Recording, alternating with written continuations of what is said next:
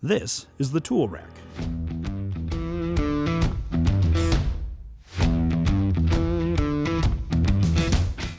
The tool rack is an accessory for your platform lifter and can be added to both single and double platform lifters.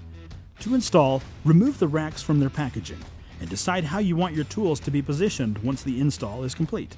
On a double platform lifter, the racks can only be installed one way, with the tools running perpendicular to the long axis of the platforms.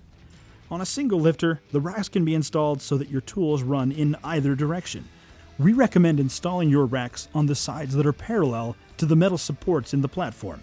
Doing so will save time, as you won't have to remove any bolts for the install. If needed, you can remove the bolts that hold the supports in place without lowering the platform to the ground.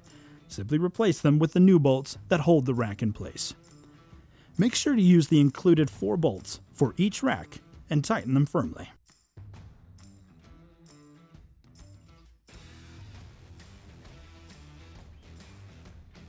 Thanks for watching. Leave us a like, a comment, and subscribe for more videos like this one. And be sure to visit our website for more products that will make your garage even smarter.